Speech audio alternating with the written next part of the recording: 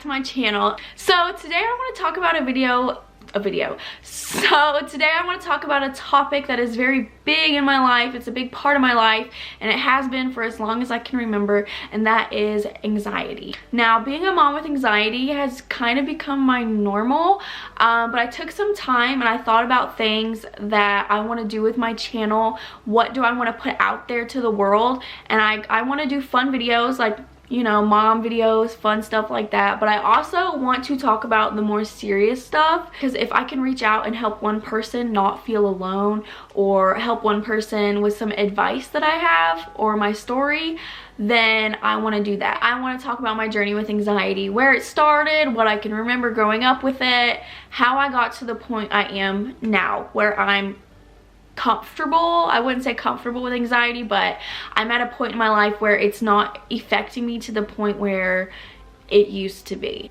My anxiety started when I was very young, but the first memory I have of anxiety, like the first time where I was like, wow, something's not right, was when I was in, it was either 6th or 7th grade, and I was with a bunch of friends. We had like this sleepover, just some young girls having a sleepover, and we're all hanging out. We were drinking some energy drinks, and I remember that made my heart beat a little faster. Energy drinks do, and that started to set me into a full panic attack. At the moment, I didn't know what was happening. I didn't know what a panic attack really was, so I remember just panicking. I went to the bathroom, I looked in the mirror, and I was like, what is wrong with me? I felt like my heart was racing. I felt like my throat was closing up, like I couldn't breathe. And I look around and all my friends are fine. No one else is tripping out but me, and I was like, what the heck? So there I was. I got on my phone and I called my stepdad, and I had him come pick me up. I left a sleepover over anxiety, and I remember riding home, and I just had my head out of the window and just breathing, just trying to breathe.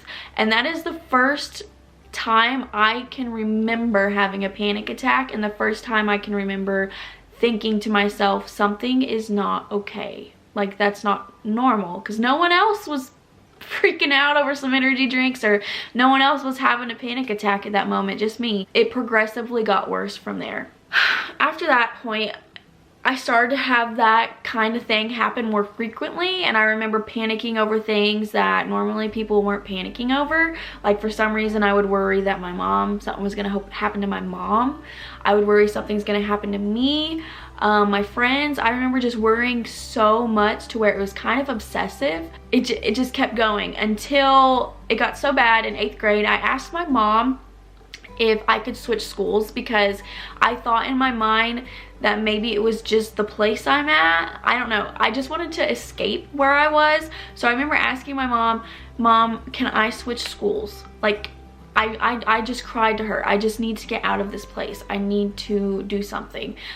So every morning, my mom, at 6 in the morning, 6, 7 in the morning, whatever time it was, she would drive me 30 minutes to a different school just so I could feel at peace a little bit. And I love my mom for that so much. But to be honest, it didn't help. My anxiety followed me. Obviously, it's not gonna go away just because I switched schools. So I was there for a few months, and I started to miss my friends at my original school. So I decided to switch back to my original school. And when I switched back, I was in such a weird headspace. I don't know. I just remember wearing sweatpants every day. I remember not doing my hair, just throwing it up in a bun. I didn't socialize that much. I was quiet. I remember being so sad and not knowing why. And then in 9th grade, I felt better. Like, I started to feel a little better, honestly. It was high school, first year of high school. I was feeling good. Obviously, I felt a little too good because I got pregnant. That's not funny, but I got pregnant in 9th grade. So I was 15, I got pregnant. My son is almost 7 years old now. He turned 7 this year, and I would not take that back ever. He is my life. He's my best friend. So yeah, I had my son, and I was in a relationship with someone who, the relationship was so toxic, and I was young and I was dumb, and I stayed with him for 4 years, and that, I don't even really want to get into that relationship, but that relationship was just the worst relationship. Throw in some toxicness, and that's what we were. It was really bad. I've never felt so crazy in my life. But we decided to move in together. For some reason, that sounded like a good idea. So we moved in together, and at this point, this moment, when we moved into that apartment back in 2016, I also had a miscarriage. And that chunk of time was the worst my anxiety has ever been. 2016, that tops it all. The miscarriage, the toxic relationship, moving, everything just was piling up on me. And I remember waking up all hours of the night just to check the lock on the door, because for some reason I thought something was going to happen to us. I remember not sleeping, just sitting up at night, just panicking. Just waking up in full panic. I would move Drew into our bedroom because I was so scared, which Drew is my son.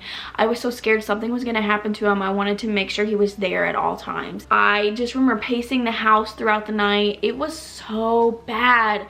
And eventually, if you wouldn't have guessed it, that relationship ended and I moved into my own apartment with Drew, and that also caused some anxiety, which that was still in 2016, where it was the worst it had ever been, and this is part of that. So I moved into my own apartment. This was Christmas Eve. It was basically Christmas morning, Christmas Eve night, Christmas morning, and it was 4 a.m.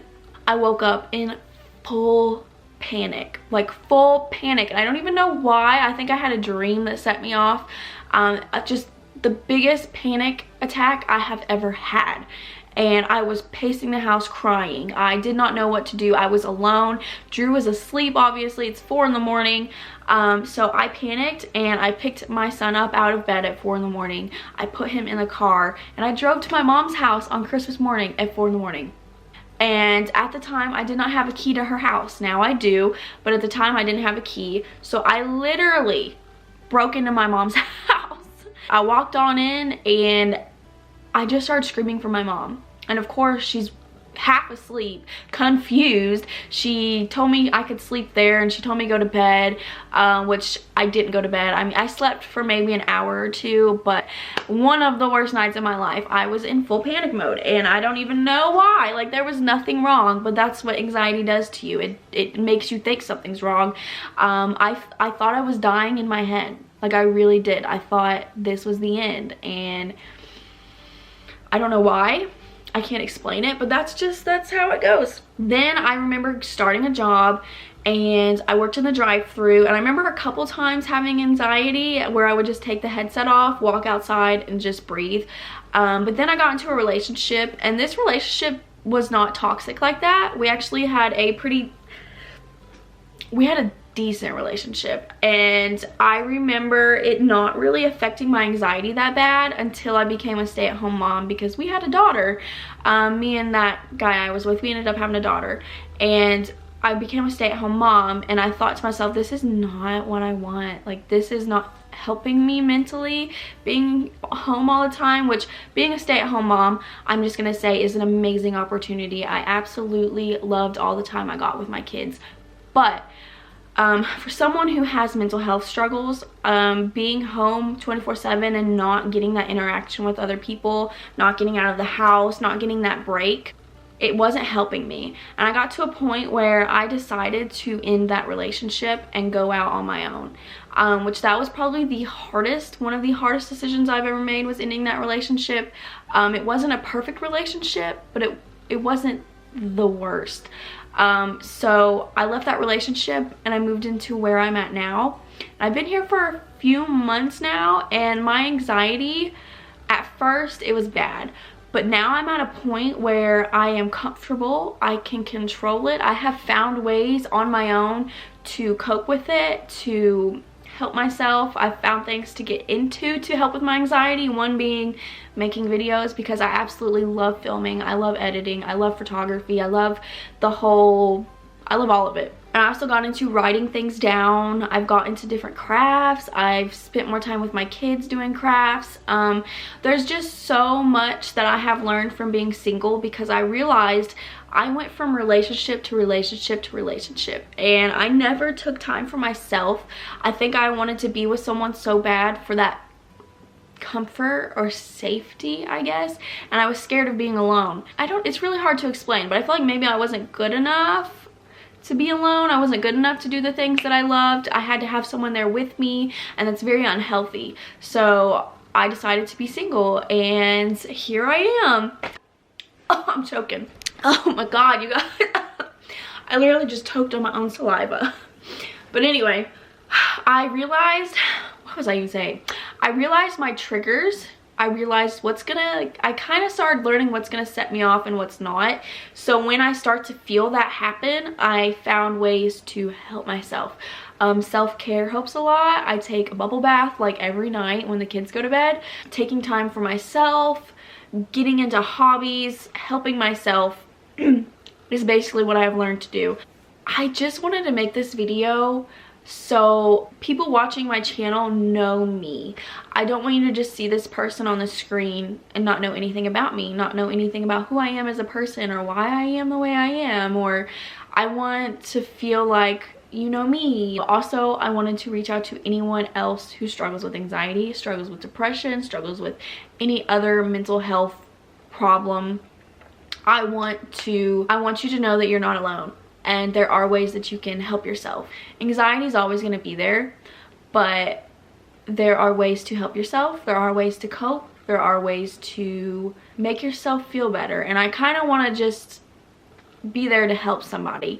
And if anyone out there wants me to make a video on ways that I have helped myself, ways that I cope, things that I've gotten into to help myself, I will gladly do that. So if you want me to, leave that comment down below. I also want to thank anyone who watched this video and anyone who has subscribed to my channel, because it means a lot to me. And I do have a bunch of really fun videos coming up, and if you guys want to see those, go ahead and hit that subscribe button so you don't miss them, because we're not gonna talk about anxiety forever. We're not gonna be like, you know, we're gonna do fun stuff. So if you are open to it, you can comment down below your anxiety journey or your stories with anxiety, or you can follow my Instagram and message me and we could talk about it, because I'm always open to talk about things like this. It's important to me, and I want to help other people feel comfortable as well. So with that being said, I'm going to end this video and I will see you guys next time. Bye.